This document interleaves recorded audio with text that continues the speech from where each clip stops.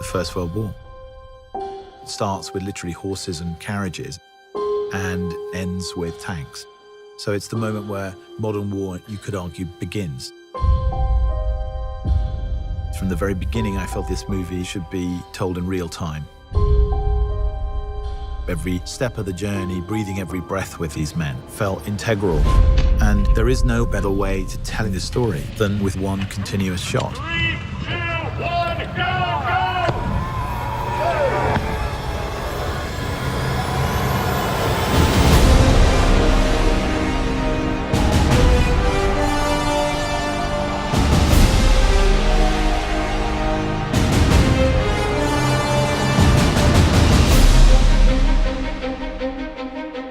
From the first moment I talked to Sam about the idea of it as a one-shot movie, I knew it was going to be really immersive.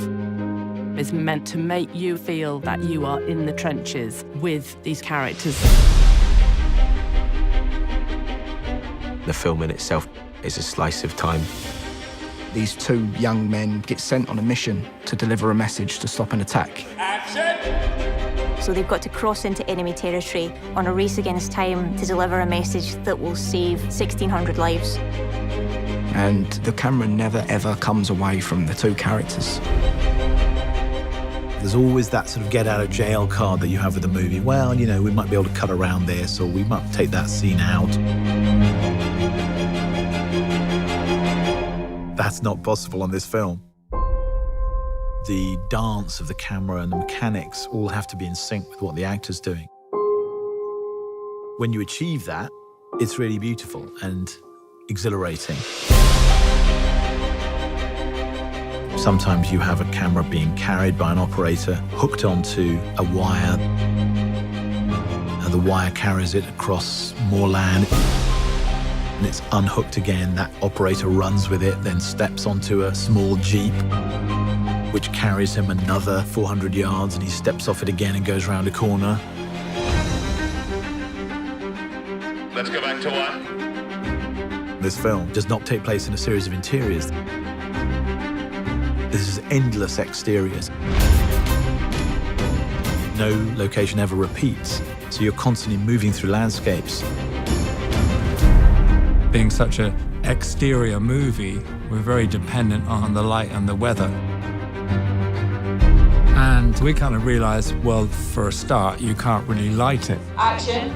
Because, you know, if you were running down a trench and turning around 360 degrees, there's nowhere to put a light anywhere.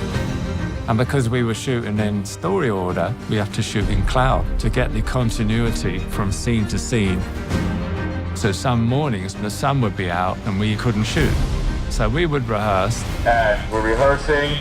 And then we'd be waiting around, everyone with their eyes up in the sky, trying to see how long it'd take for the sun to move behind the cloud. And as soon as it comes over, you've got this 5-minute window. Everyone would be like, come on, go, go, go. Go, go, go! So you are also in the lap of the gods. It was like a piece of theatre every take. Once it starts, it can't stop. If something goes wrong, you just have to keep going. Until you actually see it on a screen, you don't really realize how immersive it is and how that technique kind of draws you into it. For me, engagement is very important. And that is behind the way in which we've decided to shoot this film. I wanted people to understand how difficult it was for these men. And the nature of that is behind everything.